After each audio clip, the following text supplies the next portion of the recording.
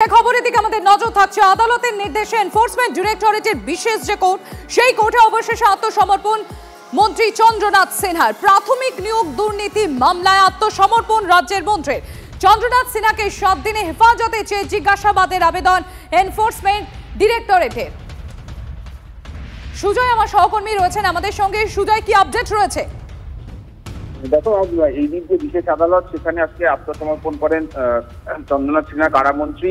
তাকে ইডি নিজেদের হেফাজতে চেয়েছিল 7 দিনের জন্য। তার কারণ ইডির বক্তব্য ছিল যে চন্দ্রনাথ সিনহা নিয়োগ দুর্নীতিতে যুক্ত এবং তার কাছে এই দুর্নীতির টাকা গিয়েছে। কিন্তু আদালত ইডির আবেদনে সাড়া দেয়নি, তাকে জামিন মঞ্জুর করেছে চন্দ্রনাথ সিনহার এবং 10,000 টাকা ব্যক্তিগত বন্ডে জামিন দিয়েছে।